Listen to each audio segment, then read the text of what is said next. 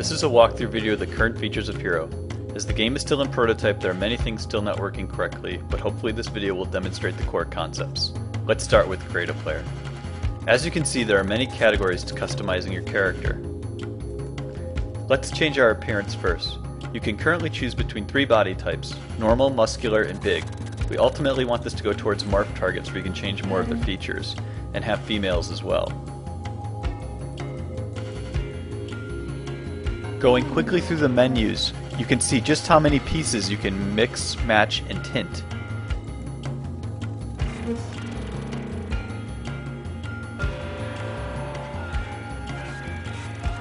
Even in prototype, with our small number of pieces, players can create a wide variety of characters that they can identify with and want to be.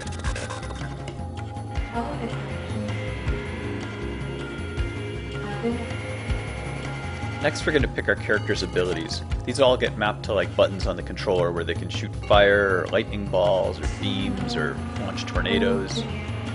We also have movement powers, and these are how you navigate through the world at like super speed or jumping. There's also your fighting, which is how you'll attack people with melee, and finally picking like guns and different kind of projectile weapons. The last thing I'm going to add to my character is personality. The one thing we had found that even if you changed the way your character looked, from a distance, if they were all doing the same kind of idles and runs, they always looked the same. So by changing some of their base animations, we found that it really adds a lot to the character and really changed the way you feel about the character. I'm going to pick animalistic for my character. It's one of the most readable right now. And then start launching into the open world.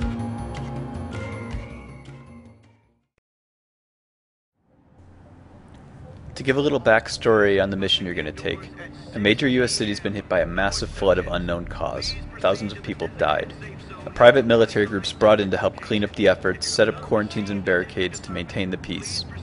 Slowly it gets revealed that some of the people who died in the flood are coming back to life, and they now have special abilities. You are one of those people.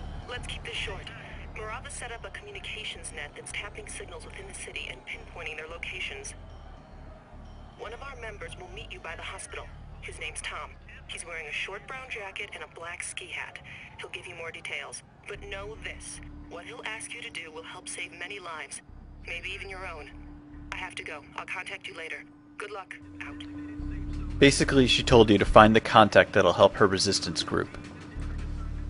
Before I go find him, we'll do a demo of how abilities interact with the world. I can shoot an object like a car and it reacts correctly.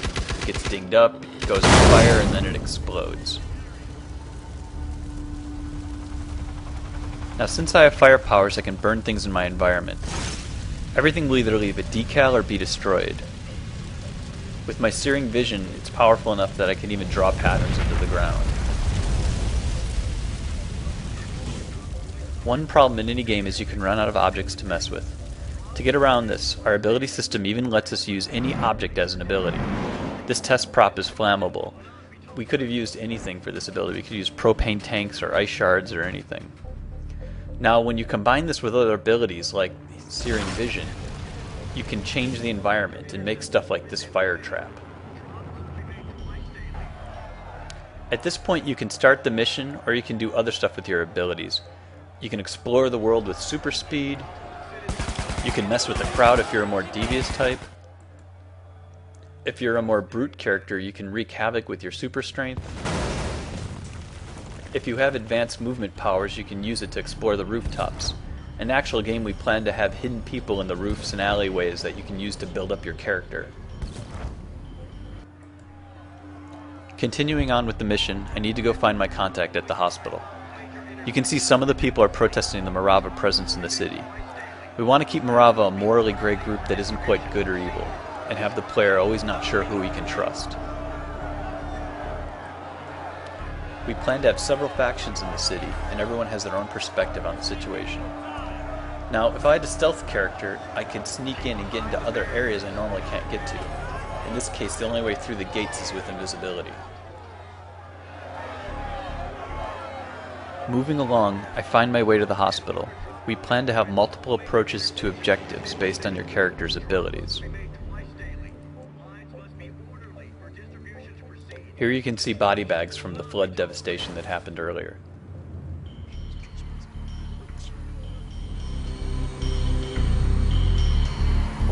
there you are. Yeah, I've been waiting for you. No, there's others like you. The soldiers refer to you as wet. Yeah, that's it, wet. Well, there's one, wet, that has something that we need. The Morava, He basically tells you have to hunt down 3 Awakened that have been brainwashed by Morava and kill them. The first one is the green dot on the map. This first guy was last seen by the shop. At this point, you can see Morava's looking for something. Now, depending on the character you pick, you have many options of how you want to approach this.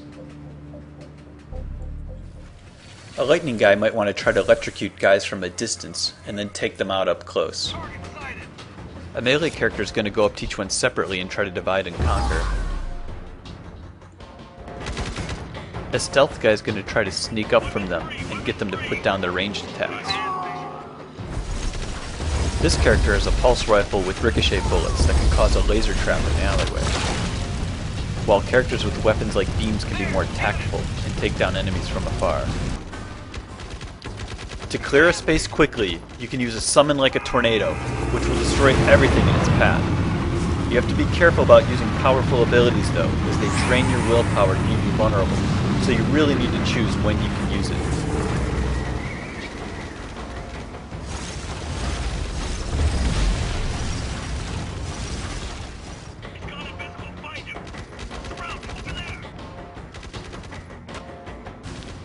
Now you have to find a person who has invisible powers. He's actually pretty fast, so if he gets away from you, you'll have to use somebody with movement-based powers to track him down. A good way to find out where he is to tag him with an ability. In this case, I got him with my fire so I can see where his shape is. Good, you got it. Now to use it, you gotta get high, up on top of a tall building. There's one right across the street there. I'll get back with you after you bring down those bad ones.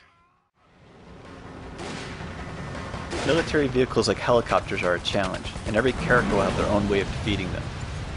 With this character, I've taken to the air so he can't hit me with his concussion missiles.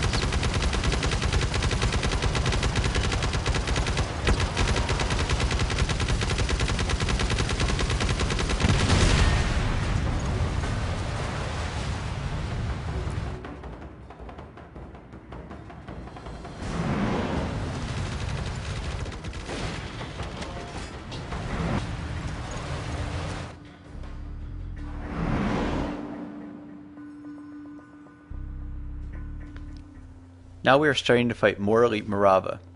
These troops have a smoke they use that can drain your power so you can't use them. You need to use different tactics to fight them. Here's another example of abilities affecting the world. If I shoot the hydrant, water will come out of it. The water is a large target that's easy to electrocute, and anything in the puddle will take electrical damage.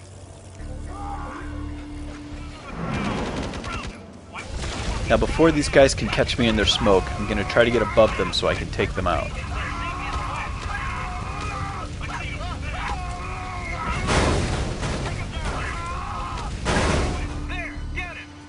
And some players may want to avoid confrontation altogether.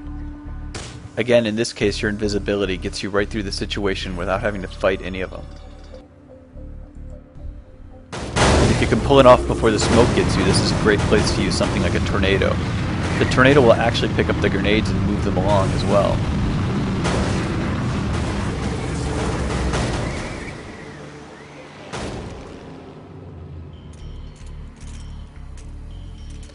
The physics-based power sometimes do some really interesting things to the environment.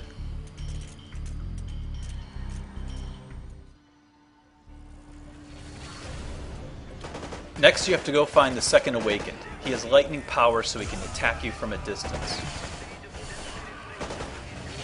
Morava is peppering there with smoke to take both you and him down, so be careful not to get caught in it and lose any of your abilities.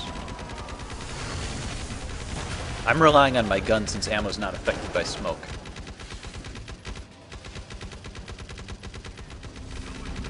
This character is using a gravity vortex to thin out the herd of troops before he goes down there.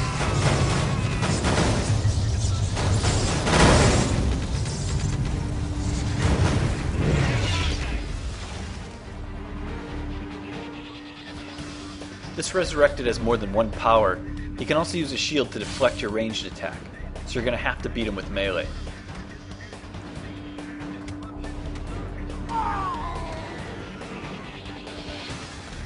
Another skill that comes in really handy is using a satellite strike to take out your enemies.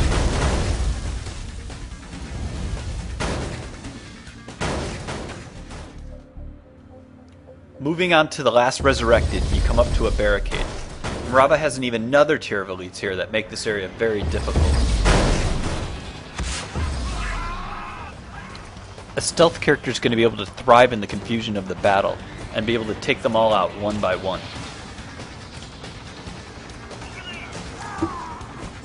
If you can get through the magenta smoke, using flames is an easy way to take them down and not let them get close to you.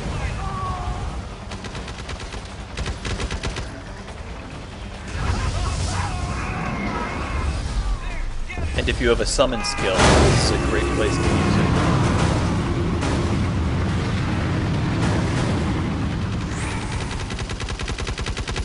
After you clear the barricade, you have to cross a bridge defended by a helicopter, and you can finally get to the last Resurrected.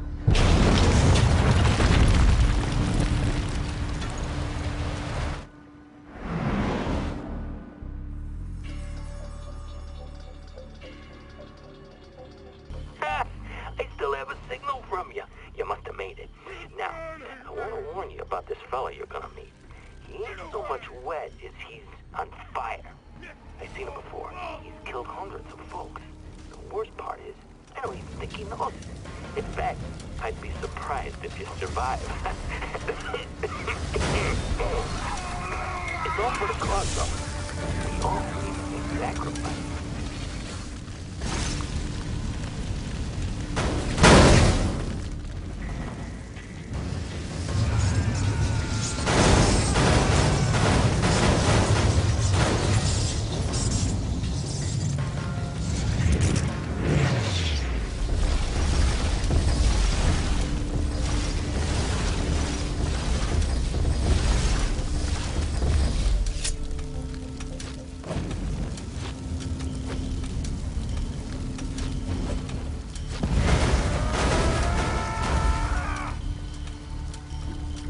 After finally killing him, you have to find your contact.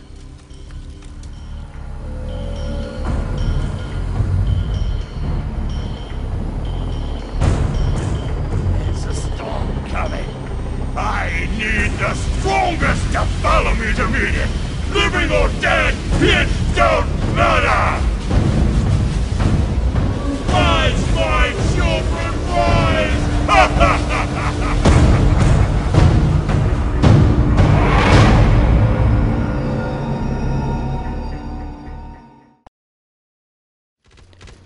Just some last clips of some more classic archetype characters. It's our goal to make sure that familiar characters are very achievable in our system, that you're not just making characters with kind of crazy abilities, but that a lot of classic guns, swords, and other kind of characters are all possible in Hero. We also want to support playing the game as someone you haven't played in a third-person game. Maybe you want to be a crazy oddball character, harassing crowds and terrorizing the world. Another key thing for Hero is supporting characters that can use melee combos and twitch range attacks. Popular media is filled with characters like these, but games tend to be either one or the other.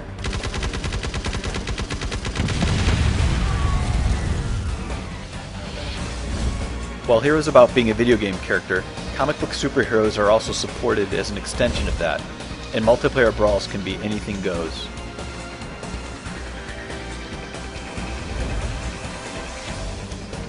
And that is the end of this epic 15-minute walkthrough. Thanks for watching.